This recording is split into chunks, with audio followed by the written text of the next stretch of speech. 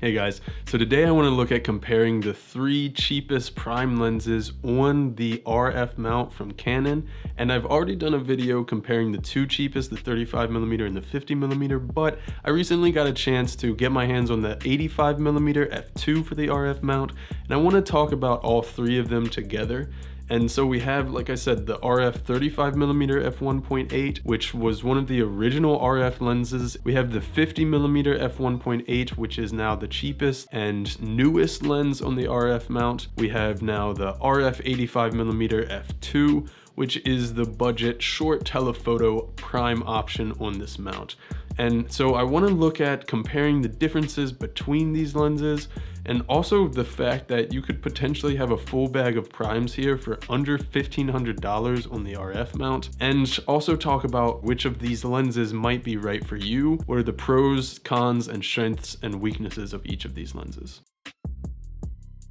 So as far as build quality and handling goes, first of all, the 35 and the 50mm are the 2 smallest RF lenses, and the 85mm is not as small. Now, it's not chunky or heavy or bulky, but it is bigger. Though to be honest, for me personally, this RF 85mm f2 is my favorite RF lens ergonomically. I think it just fits and balances really well with the R series cameras, but it is not as compact as the 35 and the 50. So if you're just looking for a compact option, the 35 and the 50 are going to work better for that. All 3 of these lenses seem to have the same tough plastic type of build, and they all 3 have a metal lens mount, but none of them have any weather sealing, and none of them come with an included lens hood. On the 35mm lens, we have the RF control ring, a separate focus ring, and then we have 2 switches, one for choosing between autofocus and manual focus, and one for choosing whether you want to have the image stabilization turned on or off.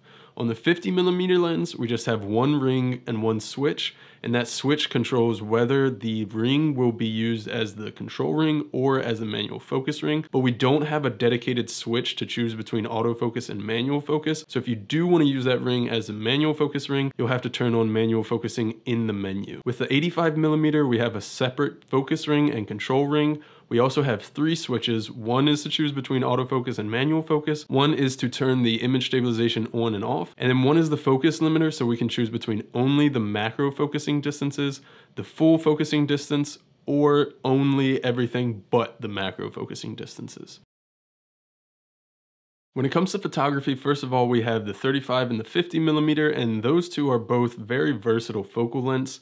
The 35mm being a medium wide angle, that's a great focal length for getting in a lot of the environment and your background included in the picture of your subject, whereas the 50mm is still a medium angle. You can bring in some of the background and the environment, but it's going to focus a little bit more on your subject. The 85mm, on the other hand, is a little bit more specialized. Now, it is a great focal length for portraits, for detail and product shots, but it's also going to have more compression than the other 2 focal lengths, and that's going to put more emphasis on your subject and less on the environment. Now, both the 35mm and the 85mm have 2:1 macro focusing capabilities, and this is going to be really great. First of all, if you just want to get really close to your subject, even if you're not necessarily in macro shooting situations, you're definitely not going to outrun how close you can get to a subject, for instance, in portrait work. But they're also going to be great for doing detail and product shots because of that macro ability. The 50mm, on the other hand, has a decent close focusing distance, but it's not to the degree of the 35 or the 85mm. Autofocus with all 3 of these lenses is really great, fast, and accurate.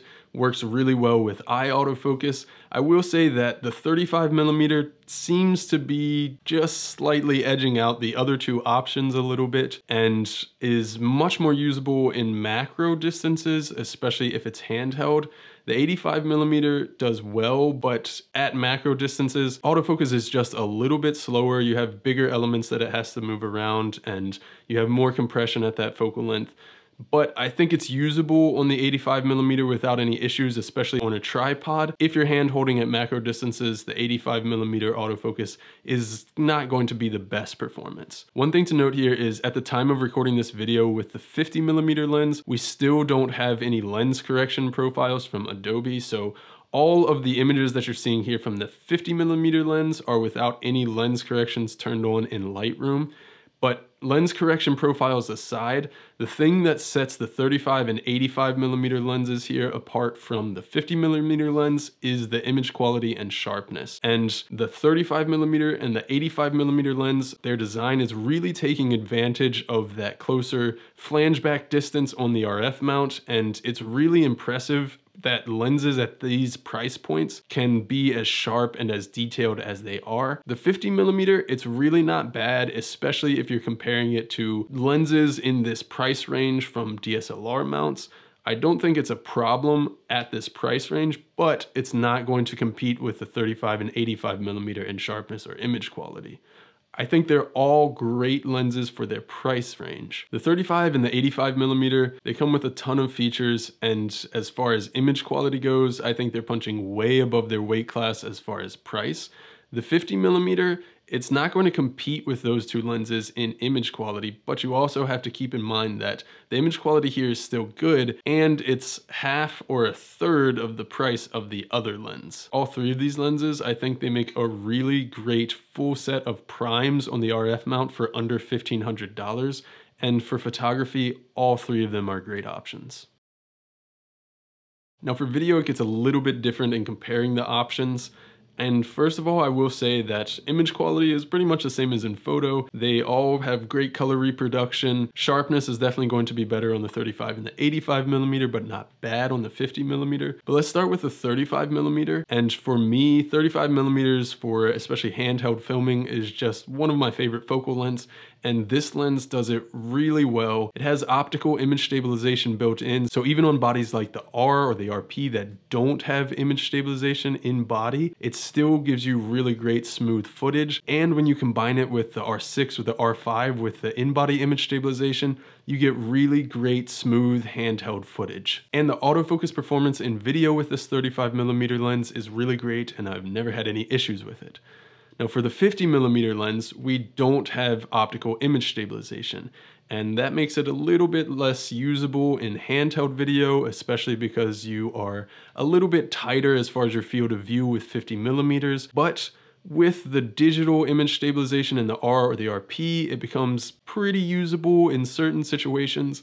And actually with the in-body image stabilization on the R5 and R6, even handheld, the footage is still very usable. But the footage from the RF 35 millimeters is still going to be smoother because of the optical image stabilization. However, with the 50 millimeter lens, I would still say video autofocus is not going to be a problem here. Now, when we get to the 85 millimeter, again, the image quality here is great for this price point. The image stabilization in the lens is another really great factor for this lens, and even at 85 millimeters handheld, especially with the R5 and R6 with in-body image stabilization, you can get really nice, smooth footage handheld. But the problem is the video autofocus on this lens is absolutely terrible, and even the manual focusing experience is not great at all. So for me, this 85 millimeter f2 is just completely unusable in video at this point. If you want to know more about that, I talk more in detail about it in my specific review for the RF 85 millimeter f2, and I'll link that here. But for me, this lens just isn't even an option for video. So for me, the 35 millimeter is definitely the recommendation for the best and most versatile of these lenses in video. The 50 millimeter is still going to work decently well, especially if it's on a tripod or if you're using it with the R5 or R6 with the in-body image stabilization. The 85 millimeter, don't even think about it or consider it for video.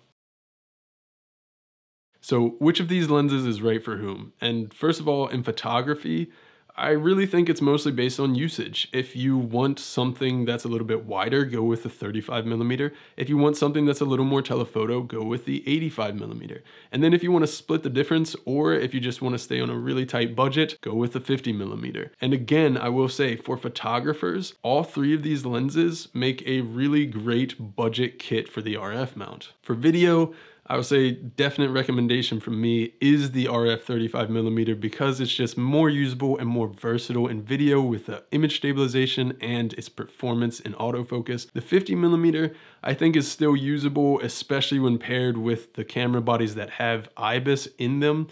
And again, the 85mm is just not usable as a video lens in my opinion. So overall, as a hybrid shooter, I think the 35mm is easily the most versatile lens here because it performs so well in both photo and video.